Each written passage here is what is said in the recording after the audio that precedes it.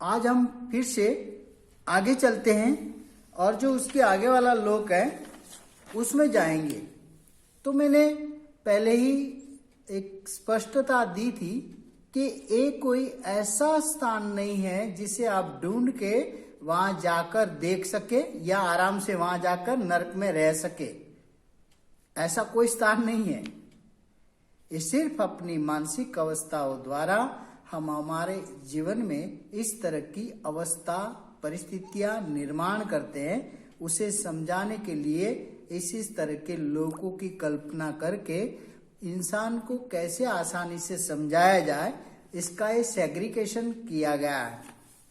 तो अगर आपको सच में ये समझना है तो आपने इसका चित्र सच में देखना चाहिए कि उस चित्र में जो चित्रकार ने बड़ी सुंदर कल्पना की है, उस कल्पना मतलब मानसिक जो अवस्था है उसका पूरी तरह से इन्वॉल्व करके उसमें दिखाया गया। कोई जाए शायद औरंगाबाद गए होंगे तो वहां पर भी इस तरह के भवचक्र दिखाया गया है। तो पत्थरों में कंडारा हुआ है ऐसा कहते हैं। और हमें यहाँ पर जो तिब्बतियन जो बुद्धिज्म है उन्होंने इसे व्यापक तौर से अपने बुद्ध विहारों में लगाया हुआ है। तो आप भी गूगल महाराज में सर्च करेंगे तो वहां से बड़ा सा भवचक्र का आएगा और उसमें से आप उसे डाउनलोड करके अपने घर पे लगा सकते हैं ताकि रोज आप अपने मन की अवस्थाओं को धीरे धीरे समझ पाए। हमें इसे समझने की पहले जरूरत है। जैसे जैसे रोज उसे समझेंगे तो हमारे मन में सवाल निर्माण करेगा कि ये क्या है, ऐसा क्यों बताया, इनको बताने का वजह क्या है, कौन कौन सी इस बातें उसमें दर्शाई जाती है इस चित्र के माध्यम से, ताकि हम उसे आसानी से समझे। तो हमें इस भवचक्र को अगर कहीं से मिल जाता है तो उसी फ्रेम करवा के हम सभी ने अपने अपने घरों में लगाना चाहिए और उसका अभ्यास चिंतन मनन अपने स्टडी द्वारा जहां तक जितना समझ में आता है उतना समझने का प्रयास करना है। और जब नहीं समझ में आता है तो आगे आप जैसे जैसे मित्र अभ्यास में जाएंगे तो वहां डिटेल में पढ़ाया जाएगा। अभी मैं आपको जनरली तौर पे इसकी इंफॉर्मेशन दे रहा हूं कि इस तरह से हमारे जीवन में इन तरह की 6 अवस्थाओं में हम सुबह से लेकर शाम तक घूमते रहते हैं। तो ये अवस्थाओं को हमें समझने से ही पता चलेगा। तो समझे कैसे? तो उसके लिए कि जैसे ये नर्क है जो नर्क है ये शब्द ही बड़ा दुखदाई दिखता है क्योंकि हमें बहुत संस्कारों से हमें मिला है। जैसे हमारा पूर्वज हमारे माता पिता या परिवार उन्होंने बोला है कि नर्क की अवस्था है ना दुख भरी अवस्था, इतनी हमें पता है। तो हम यहाँ पर इस चित्र द्वारा देखते हैं कि वहां पर असमाधानी लोग रहते, तड़प रहे हैं, जल रहे हैं, आग में भुने जा रहे, तेल में फ्राई किए जा रहे, काटे जा रहे, मारा मारी हो रही है ना, लड़ाई झगड़ा, ऐसी बहुत सारी चीजें हम वहां पर इस चित्र में हम देख पा रहे। तो एक दूसरे के प्रति प्रतिस्पर्धात्मक है मार काट की जो बात है वो वहां जो चित्र में दिखाई है। तो उसमें जो सारा ये ब्यौरा दिखाने का मतलब है कि दुख किस इस तरह से निर्माण होता है। तो पहले तो दुख हमें समझना है कि हम बहुत दिनों से समझ रहे कि शरीर से दुख होता है ना, कोई वस्तु टूट जाती है तब भी दुख होता है। हमने पहले प्रवचन में देखा था कि दुख हमें कैसे होता है ना। तो वस्तु हमारी वस्तु मात्र का दुख है, फिर छुपा दुख है ना। हमने इस तरह से उससे सेग्रीगेशन करके हमने पहले प्रवचन में देखा था कि दुख है, इसका कारण भी है, इसका निवारण, हमने उस पर बहुत सारी चिंता की। चिंतन किया और हम समझने का प्रयास किया, तो आज हम यहाँ पर ये देखेंगे कि यहाँ सिर्फ शारीरिक दुख दिखाया जा रहा है। तो ये शारीरिक दुख हमें कब मिलता है वो पहले हमें समझना पड़ेगा कि जब आप किसी के साथ आपका वार्तालाप होता है और बातचीत में आपकी बात बिगड़ जाती है और जबान भी आपकी काम नहीं कर पा रही, तब आपका हाथ उठने लगता है, डिशुम डिशुम डिशुम डिशुम। फिर हाथ से भी काम नहीं बनता तो छुरा होता है, छुरा निकालते, छुरे से मारते तो छुरा भी काम नहीं करता। फिर आजकल तो 40 है ना, तो ऐसी गोलियां भी हम चला रहे हैं आजकल, है ना। तो हम देखते हैं बहुत सारी जगह पे गोलियां भी नहीं काम करती तो उसे जिंदा जला दिया जाता है ना। पूरे के पूरे बस्तियां हम रोज अखबारों में देखते हैं कि जो ऐसे अभद्र कृत्य करने वाले लोग भी इस संसार में अभी भी नरक के अंदर यातना देने वाले लोग भी अभी भी इस जीवन में हमारे चारों ओर दिखाई देते हैं हमें। और वो दिखाई देने के कारण हम उस बात को रोज अखबार द्वारा, टीवी द्वारा, अपने दोस्तों द्वारा, अपने रिश्तेदारों द्वारा इस तरह की घटनाओं से नरक की जो यातना भरी, जब वो यातना की बात हम सुनते हैं तब हमारा मन भी दुख से भर जाता है, हमारा हृदय कंपित हो जाता है कि यार क्या हो गया, क्यों ऐसा लोग ये करते, क्या लेना चाहते हैं। और हम वहां पर निसहाय हो जाते, हम कुछ भी नहीं कर पाते, क्योंकि जिसकी लाठी उसकी भैंस, यानी ताकतवर आदमी कमजोरों पर हमला हमेशा करते रहते हैं। तो हमें समझना है कि हमारे जीवन में ऐसी ऐसी घटनाएं आती है तो हम कैसे सामना करते हैं, हम अपने दुख को किस तरह से समझ पा रहे हैं, ये यहाँ पर समझना है कि जब भी ऐसी कोई घटना हम करते हैं, किसी को मारते हैं, किसी को काटते हैं, किसी को दुख देते हैं, किसी को जलाते हैं, है ना। जलाना मतलब तेल में फ्राई करना ही नहीं है। हमारी जबान इतनी जलन वाली है ना कि एक जबान का शब्द आदमी को जिंदा जलाने से भी ज्यादा खत्म कर देता है। तो हम जबान से भी जलाते, मानसिक सोच से भी जलाते और शरीर से तो हम रोज जलाते ही रहते।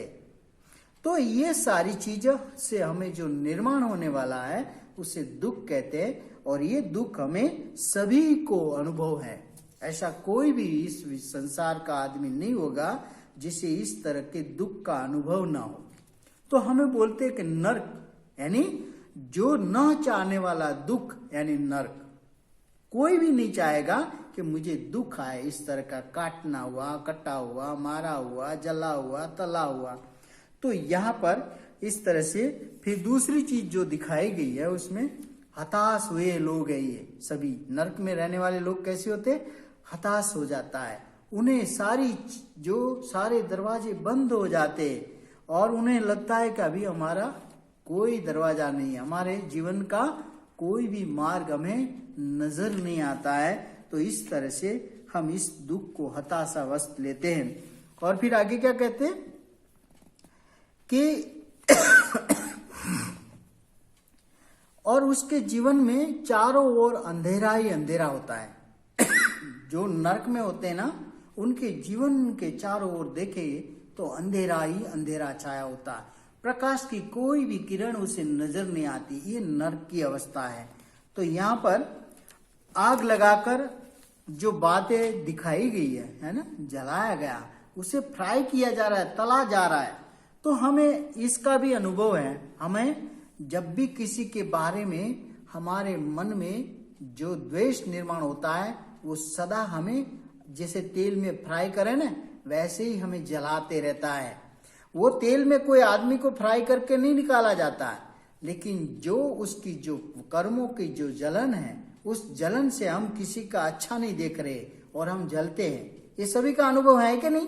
चिंतन करना है आप सभी ने कि मैं कौन कौन सी चीजों पे ज्यादातर जलता हूँ या मुझे जलन होती है, उस चीजों को हमने वहां से हटा देना है कि मुझे इन चीजों में जब भी मेरे सामने कोई बात करता है तो मुझे जलन होती है, मुझे दुख होता है, मुझे नरक की जैसी यातना मुझे सहन करनी पड़ती है।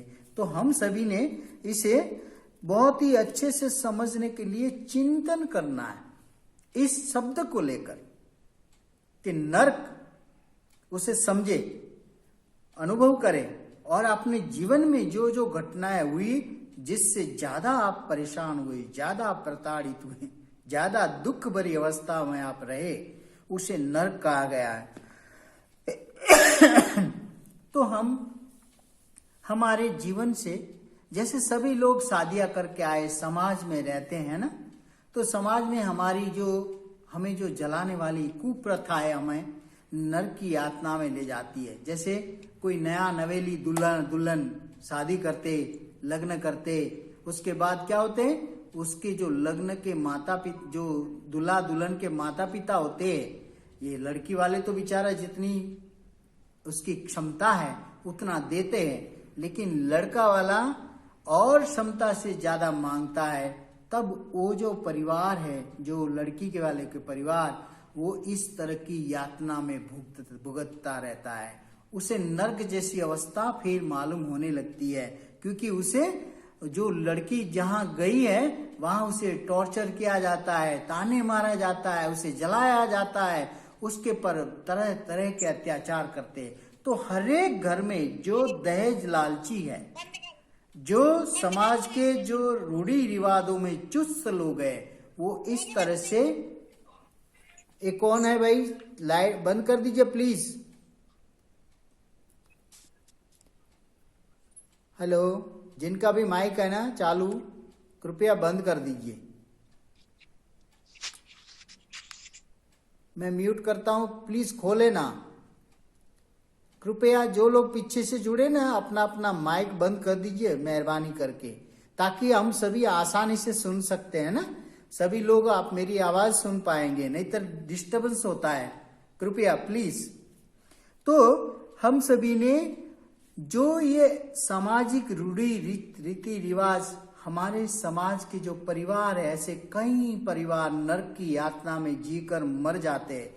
जो वहां गई हुई ब्याही हुई लड़की है ना, ये नरक की यातना भुगत रही, क्योंकि उसके परिवार, उसके ससुराल वाले उससे न चाहने वाली चीजों की डिमांड करते, और उसकी और लड़की के जो माँ बाप है उस चीजों को पूरा नहीं करते, तो उनके परिवार वाले इस तरह के नरक की अवस्थाओं का जीता जागता हम आसपास वर्णन हम देख पाते हैं कि जो हमारे जहां भी हमारे रिश्तेदार है, सगे संबंधी है ना, और भी सगे संबंधी नहीं है तो जो सामाजिक हमारा रीति रिवाज है, वो नरक की यातनाएं हमारे सामने खड़ी करता हुआ दिखाई देता है। तो हमें यहाँ पर इस तरह की जहां जहां भी इस तरह की बातें चलती हैं, जहां जहां भी इस तरह के व्यवहार होते हैं, वहां पर हमें हमारा कर्तव्य निभाने की जरूरत है। जहां हम उसमें संलग्न हो सकते, जहां हमारे रिश्तेदार हो सकते, जहां हमारे परिवारजन हो सकते, जहां हमारा सामाजिक दायित्व बनता है,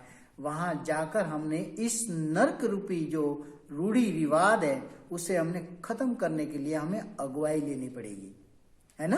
तभी हम, जैसे पढ़े लिखे बहुत सारे बुजुर्ग है, टीचर लोग है, खास करके टीचर लोगों की बड़ी जिम्मेदारी है कि जो आने वाली जनरेशन है उसे इस रूढ़ी चुस्त रिवाजों को खत्म करने की प्रेरणा दे, उसे फ्री आजाद होने की शिक्षा दे, ताकि वो जो परंपराएं सदियों से चली आ रही है और जो आने वाला परिवार और जो पीछे भुगतने वाला परिवार, दोनों इस नरक से मुक्ति पा सके।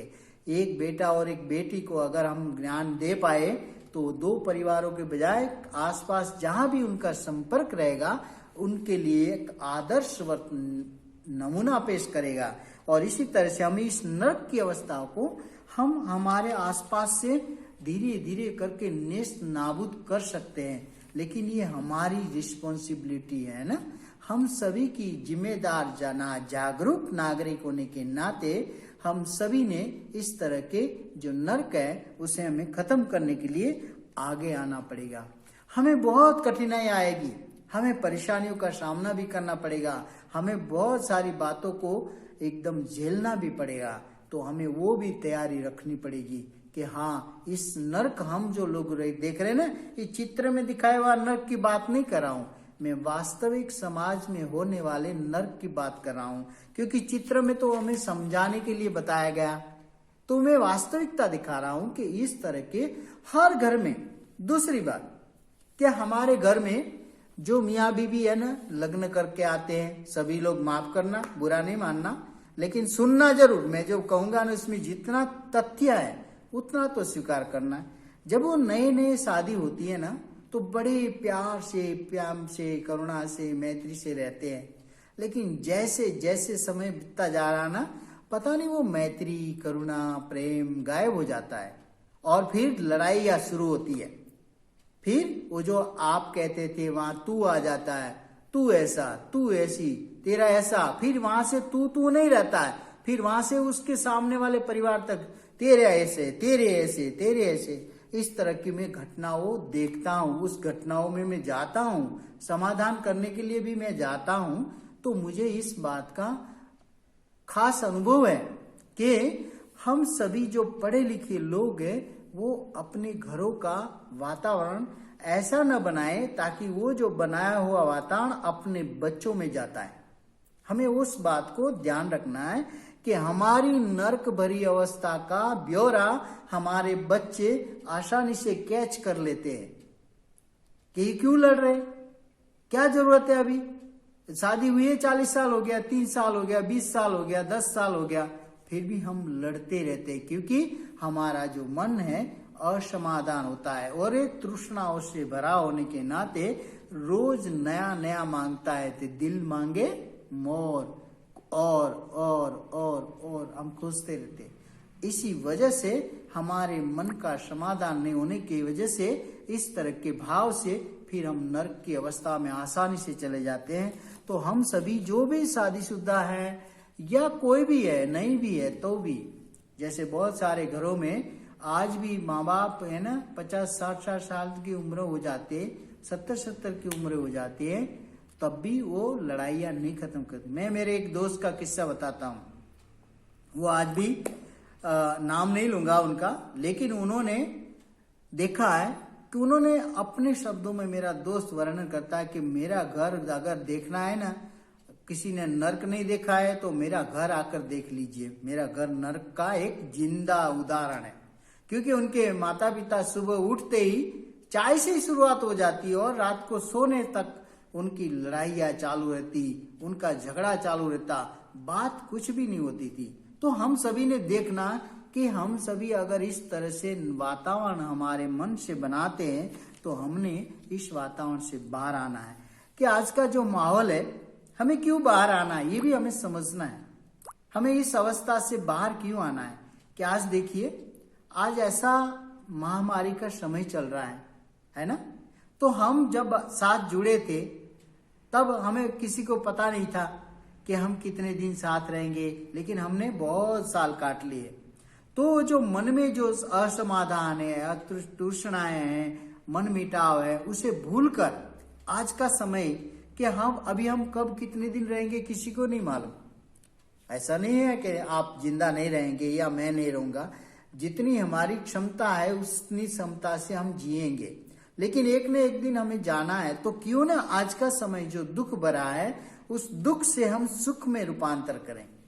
अपने जीवन की जो भी गतिविधियां हैं वो दुख कार्य है, उसे काट छाट करें, उसमें से बाहर निकले और सुख भरा रास्ता जो बुद्धत्व की ओर जाने वाला रास्ता है उसकी ओर अग्रसर होने की जरूरत है हमें। तभी हम नर्क की अवस्था से बाहर निकलेंगे। हमें ये जो झगड़े वाली बात की, तो उसमें हमारा जो सुबह से शाम, यानी जो भी हम खाना हो, पीना हो, पहनना हो, रहना हो, जीना, जो भी चीज है, उसी छोटी छोटी चीजों से हमारे मन में इस तरह के भाव निर्माण होना शुरू हो जाता है और छोटे से तनाव छेक नर्क की अवस्था बनाकर हमारा घर तहस नहस कर देता है। रोज देखते आप, रोज अनुभव करते आप, फिर भी आप दूसरे दिन उठने के बाद कल का अनुभव अपने सामने नहीं रखते और फिर से हम सभी लोग जिंदा उसी जीवन को जीने लगते हैं। इसलिए हमें दुख का एहसास नहीं होता, दुख की हमें समझ नहीं आती कि कल मैंने क्या किया, क्योंकि हमारा जो मन है ये जागरूक न होने की वजह से कल जो हुआ था उस घटना को भुलाकर हम दूसरे में इन्वॉल्व हो जाते हैं। इसलिए कल की घटना आज जो प्रेरणा दे रही थी वो कल फिर से नई प्रेरणा मिलने से वो पुरानी भूल जाते हैं और फिर इसी तरह से चक्र पे दिन रात चलते चलते हम आज यहाँ तक आ गए। तो अभी हमें समझ में आ रहा है कि आज जो दुख का पीरियड चल रहा है कि कोरोना हमारे देश में नहीं पूरी दुनिया की महामारी है ना। कहीं लोग मर गए हमारे सामने है ना, हम देखते हैं कहीं लोग दुखी हैं, कहीं लोग पीड़ित है। इसका अभी तक समाधान नहीं हुआ है। तो हम सभी ने इसका समाधान हो या ना हो, लेकिन हमने अपने मन को मजबूत करके अपने मन का समाधान खोजना शुरू कर देना है। हमारे मन को अभी से मजबूत कर देना है। कोई बात नहीं, खुले ना खुले, जितने दिन हम अंदर है अपने मन को चिंतन मनन अध्ययन अभ्यास करके हमारे मन को मजबूती की ओर लाना है कि जैसे ही खुलेगा तो हमने ये जो बाबा साहब का जो हमें मिला हुआ धर्म है उस धम्म रूपी अमृत को पाकर हम निर्वाण की ओर जा सके, है ना। बाबा साहब की बात करें तो हमें नर्क का सीधा उदाहरण बताता हूं कि जब बाबा साहब ने 1956 में धर्मांतरण किया तब बाबा साहब कहते हैं, क्या कहते हैं कि मेरा हिंदू नर्क से छुटकारा हुआ। आप पढ़िए उनका 1956 का जो धर्मांतरण का दीक्षा के समय जो प्रवचन दिया था उनमें वो कहते हैं कि मेरा हिंदू नर्क से छुटकारा हुआ। क्योंकि वो जो इन्होंने बनाई हुई हालतें थी हमारे पूर्वजों की हालत कैसी थी, हम देख सकते हैं कि हमारे पूर्वज ने जो जीवन जिया है वो सच में नर्क का जीवन जिया है। उनको खाने को नहीं मिल रहा था, रहने को नहीं मिल रहा था, पीने को पानी नहीं मिल रहा था, कपड़े तो उनके एक लंगोट के सिवा दूसरा कपड़ा नहीं हुआ करता था। और गांव से बाहर जो आज भी जाकर देखिए ना, पूरे भारत में कहीं भी जाएंगे ना तो हमारी बस्तियां यानी शूद्रों की बस्तियां गांव से बाहर गंदे नाले के पास, गांव से बाहर हुआ करती थी, जंगलों शमशानों के पास। और जो हमारे शहरों में गंदे नालों के पास हमारी बस्तियां आज भी देखने को मिलेगी आपको।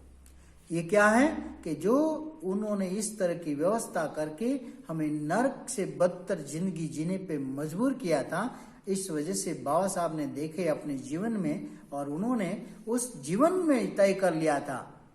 वो इतनी डिग्री प्राप्त हुए पढ़े लिखे होने के बाद भी बड़ौदा के शहर में उनको रहने को मकान नहीं मिला। उस जमाने में किसी राजा महाराजा की भी डिग्रियां नहीं थी इतनी, और उस संसार में इस भारत देश में तो इतना पढ़ा लिखा आदमी उस जमाने में कोई नहीं था। लेकिन उनको रहने के लिए एक घर की एक झोपड़ी में पैसा देकर भी रहने के लिए जगह नहीं मिली। तो सोच